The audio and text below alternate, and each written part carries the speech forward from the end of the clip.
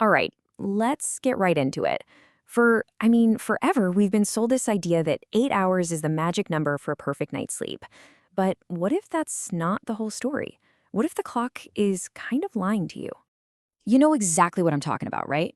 You do everything right. You go to bed on time, you put the phone down, you actually hit that 8 hour mark.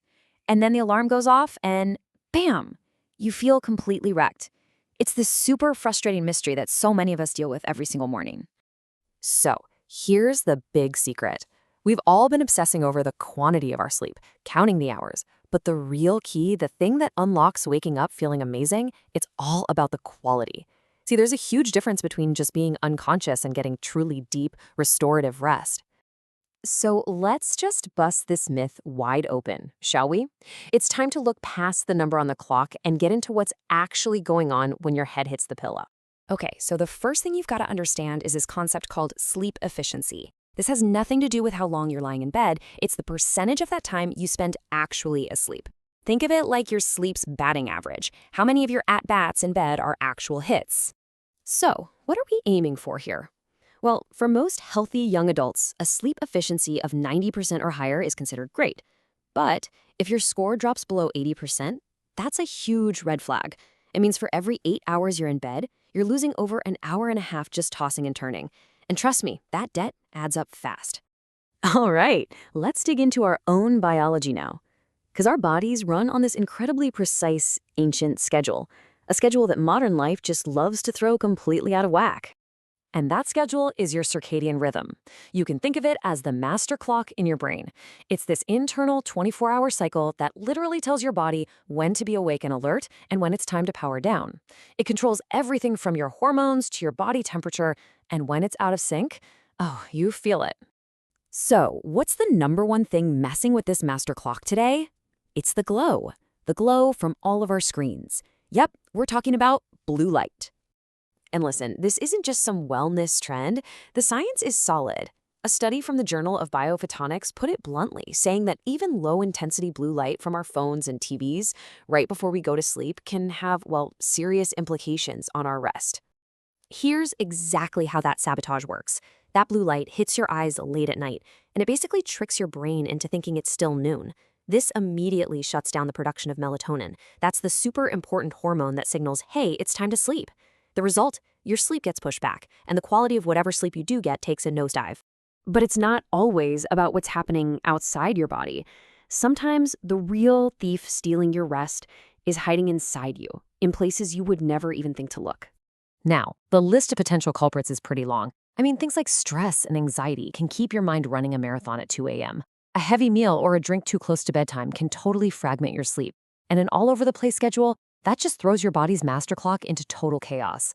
But sometimes, it's a specific underlying medical issue. Let's talk about sleep apnea. This is a big one.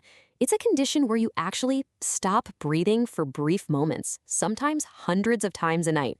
Your brain yanks you awake just enough to get you breathing again, but this constant disruption means you never get into those deep, healing stages of sleep. And the craziest part? You might not even know it's happening. Okay, but what if we go even deeper? What if the reason you're so tired isn't in your breath, but in your blood? This brings us to anemia. Simply put, it's when your blood doesn't have enough healthy red blood cells to get oxygen where it needs to go.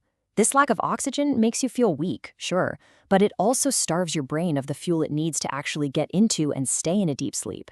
It's no wonder that researchers are now seeing a major link between this condition and poor rest. So how strong is this link? Well, one huge analysis looking at over 22,000 people found that people with anemia had 1.32 times the odds of having insomnia. That's a 32% higher chance of struggling to fall asleep or stay asleep, all tied back to what's going on in your bloodstream. So now let's talk about the morning after. You know, that moment the alarm shrieks and you have to literally fight your way back to the land of the living? Well, there's actually a science to that grogginess. It's called sleep inertia. It's that official name for the fog, the disorientation, that feeling where your brain just hasn't booted up yet. For most of us, it lasts maybe 15 to 30 minutes. But for some people, if your sleep quality is poor, that feeling can drag on for hours. And you know, the fatigue you feel isn't just one thing. It's really two. You've got physical fatigue, your muscles feel sore, you have no energy, but then there's mental fatigue. That's the brain fog, the total lack of motivation. And here's what's so important. One can totally cause the other. A mentally exhausted brain makes any physical task feel 10 times harder. Okay, we've gone through the problems, we've identified the culprits. Now for the good stuff. How do we fight back? How do we finally reclaim our rest? Here are 4 powerful things you can do.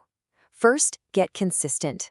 Go to bed and wake up around the same time, yes, even on weekends.